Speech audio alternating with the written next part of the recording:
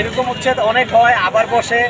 আমি এই অভিযোগটা স্বীকার করতেছি, কিন্তু দেখেন তাহলে ওটার মতো এখন একটা হলো। আজকে আমরা ডিসি অফিসের সামনে থেকে তেরিবাজার মোড় পর্যন্ত ফুটপাত এবং রাস্তায় যারা দখল করেছিল অবৈধভাবে সবগুলোকে আজকে উচ্ছেদ করলাম, এবং এটা আর আমরা কখনই বসতে দিব। আজকে তো উচ্ছেদ করে গেলাম, নেক্সট থেকে যদি কেউ বসে, যে মালামাল নিয়ে বসবে ওই মালামাল সিজ করে নিয়ে নেওয়া হবে। ঠিক আছে, ইনশাল্লাহ আমরা আশা করি যে এটা কন্টিনিউ থাকে। পরবর্তী বসবে তখনই আমরা বসতেই দিব না। এই রুটে আইনগত আমাদের মূল উদ্দেশ্য হচ্ছে যে এটা ছোট শহর, ঠিক আছে, সারাক্ষণ যানজট লেগে থাকে।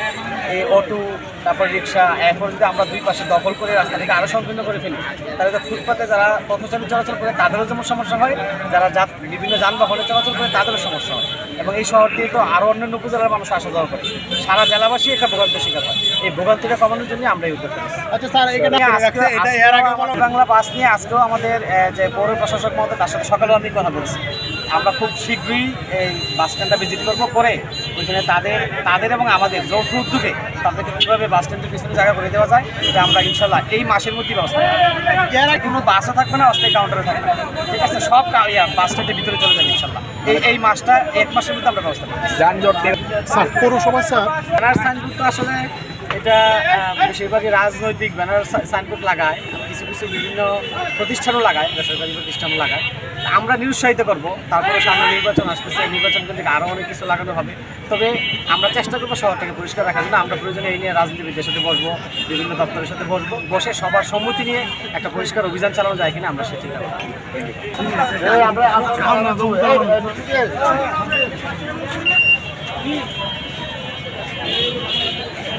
ধন্যবাদ। আপনারা দেখছেন কিছুদিন আগে আমরা অটো নিয়ে একটা অভিযান চালাইলাম।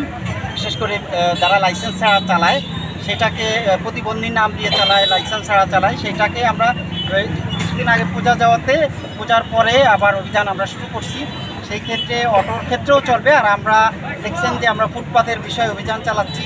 সামনে যে বিভিন্ন অবৈধভাবে দখল করে থাকে সেইগুলোর উচ্ছেদ অভিযান চলতেছে, এবং কিছুক্ষণ আগে আমাদের জেলা প্রশাসক স্যার তো বললেই এই ধারাবাহিকতা অব্যাহত থাকবে, এবং প্রত্যেকটা ক্ষেত্রেই এখন থেকে পরিবর্তন দেখবেন, তবে আপনাদের সহযোগিতা না।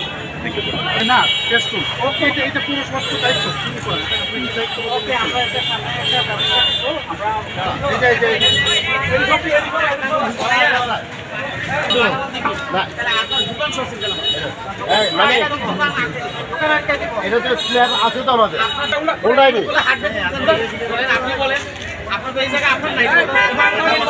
লোক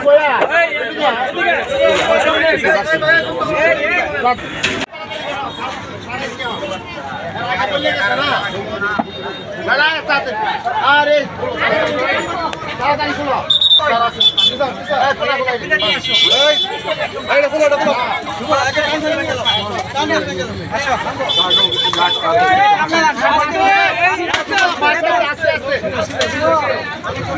সরান